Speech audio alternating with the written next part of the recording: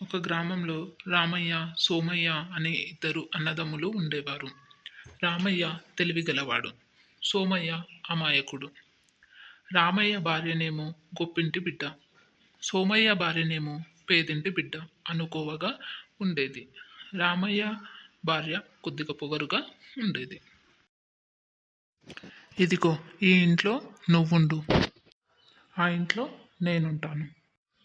నాన్నగారికున్న భూమిలో 2 ఎకరాలు నువ్వు తీసుకో, మిగతా భూమి నేను తీసుకుంటాను. అలాగే అన్నయ్య, నువ్వు చెప్పినట్టే 2 ఎకరాలు మాత్రమే నేను తీసుకుంటాను అని. అలా చెప్పగానే సోమయ్య సరే అని ఇంట్లోకి వెళ్ళిపోయాడు. రామయ్య సోమయ్య కన్నా పెద్ద ఇల్లు తీసుకున్నాడు. అలాగే సోమయ్య కన్నా 2 ఎకరాల భూమి ఎక్కువగా తీసుకున్నాడు. సోమయ్య అమాయకత్వంతో ఏమీ ఎదురు తిరిగి మాట్లాడలేదు. బావగారు మనల్ని చాలా మోసం చేశారండి. మీరు ఇంకొక ఎకరా బావగారి నుండి వస్తుంది, మీరేమో అడగడం లేదు. అలాగే వాళ్ళు ఇల్లు కూడా చాలా పెద్దది తీసుకొని మనకు చిన్న ఇల్లు ఇచ్చారు. మీరు ఎప్పుడు అడుగుతారో ఏమో. ఇలాంటి లెక్కలన్నీ అడగొచ్చు కదా మీ అన్నయ్యని. ఏం బాధపడకే, అన్నయ్యకి చెప్పినా కూడా మనకి ఎలాంటి భూములు ఇవ్వడు. ఎవరి పాపం వాళ్ళకే ఉంటుంది. మనం కష్టపడిన దానితోనే బతుకుదాం. నువ్వేం బాధపడకు, మనకి మంచి రోజులు వస్తాయిలే, ఎందుకు బాధపడడం. సరే రండి, ఇంటికైతే వెళ్దాం. ఇలా ఎవరి జీవనం వాళ్ళు కొనసాగించసాగారు. ఒకరోజు రాత్రి ఒక సన్యాసి రామయ్య ఇంటికి వస్తాడు. హలో, ఎవరైనా ఉన్నారా లోపల? ఎవరు మీరు? ఏం కావాలి మీకు? మా ఇంటి తలుపులు కొడుతున్నారు. నేను రామేశ్వరం వెళుతున్నాను, చాలా అలసిపోయాను. కాసేపు మీ ఇంటి దగ్గర కూర్చొని వెళ్దామని వచ్చాను. తాగడానికి కొన్ని మంచినీళ్ళు ఉంటే ఇస్తారా? మంచినీళ్ళు లేవు, ఏమీ లేవు, పో ఇక్కడి నుండి. మా దగ్గర ఏవీ లేవు. అక్కడ చాలా మంది దానం చేసే వాళ్ళు ఉన్నారు, అక్కడికి వెళ్ళు. ఎవరైనా ఉన్నారా లోపల? కొంచెం తలుపులు తీయరా? ఎవరండి మీరు? మీకు ఏం కావాలి? మీకు ఏ విధంగా నేను సహాయపడగలను? నేను రామేశ్వరం వెళుతున్నానండి. నాకు చాలా దాహంగా ఉంది. కొన్ని మంచినీళ్ళు ఇస్తారేమో అని పిలిచాను. అయ్యో అలాగా, అయితే కూర్చోండి, మీకు మంచినీళ్ళు తెచ్చి ఇస్తాను. ఇదిగోండి స్వామీజీ, తాగండి స్వామీజీ, నీళ్ళు తాగండి. మంచినీళ్ళు ఇచ్చి సమయానికి నా దాహం తీర్చావు. నీకు కృతజ్ఞతగా ఉంటాను నాయన. నాకు సహాయం చేసినందుకు ధన్యవాదాలు నాయన. నీకు ఒక 3 వరాలు ఇస్తాను. నీకేం కావాలో కోరుకో నాయన. మాకు ఉండడానికి ఒక మంచి ఇల్లు ఇవ్వు స్వామీజీ, అంతే, మాకు ఇంకా ఏమీ వద్దు. అలాగే మాకు దానం చేసే మంచితనం కూడా ఇవ్వండి. అలాగే మాకు దానం చేసేంత ధనం మా దగ్గర ఉండేటట్టు చూడండి. మీ కోరికలన్నీ నెరవేరుతాయి నాయన. సరే, నేను వెళ్ళొస్తాను ఇక.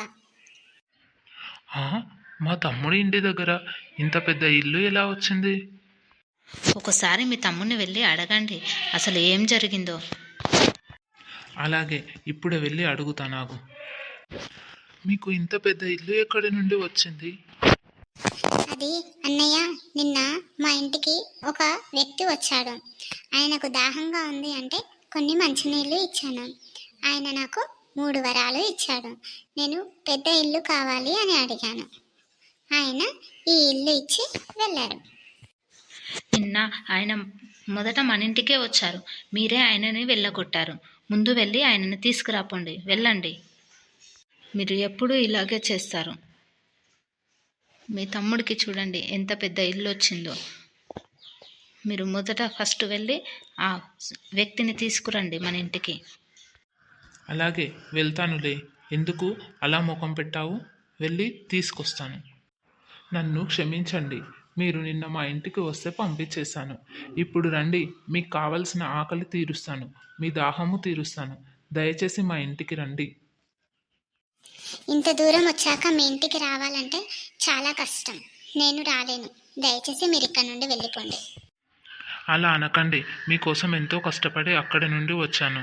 కనీసం మీరు మా ఇంటికి రాకపోయినా మా తమ్ముడికి ఇచ్చిన 3 వరాలైనా ఇవ్వండి. అలాగే నీకు 3 వరాలు ఇస్తున్నాను. నీకు 3 వరాలు లభిస్తాయి. ఇక నువ్వు వెళ్ళు. ఇంతకు నాకు 3 వరాలు లభించాయా లేదా ఒకసారి టెస్ట్ చేద్దాం. ఇప్పుడు చెట్టుపై నుండి ఒక పండు రాలాలి. నిజంగానే పండు రాలింది. అయినా ఇంకా 2 కోరికలు ఉన్నాయిలే. ఆ 2 కోరికలతో మా ఆవిడకు కావాల్సిన కోరికలన్నీ తీర్చేయచ్చు. పరిగెత్తుకుంటూ వెళ్ళి మా ఆవిడకు ఈ కోరికల గురించి, ఈ వరాల గురించి చెప్పేసేయాలి.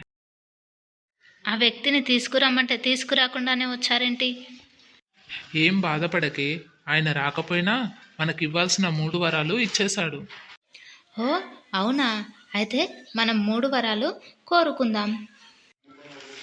కానీ దారిలోనే 2 వరాలు కోరుకున్నాను. ఒకటి టెస్ట్ చేయడానికి కోరుకున్నాను. ఇంకొకటి నీకు ఈ విషయం చెప్పాలి అన్న ఆనందంలో పరిగెత్తుకుంటూ రావాలి అన్నాను. పరిగెత్తుకుంటూ వచ్చేసాను.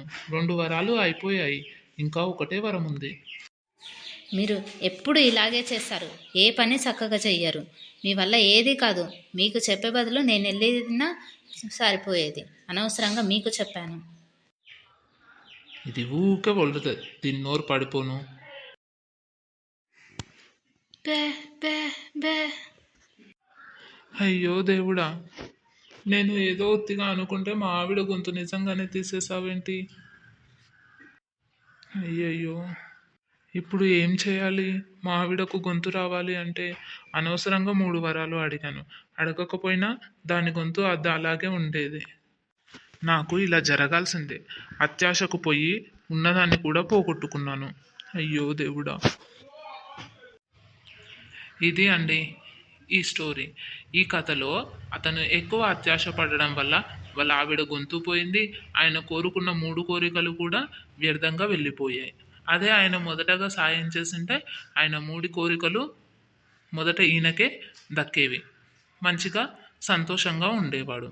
తమ్ముడిని చూసి ఓర్వలేక మళ్ళీ అతని దగ్గరికి వెళ్ళి 3 వరాలు అడిగాడు. ఆ 3 వరాలు సరిగ్గా వినియోగించుకోలేకపోయాడు.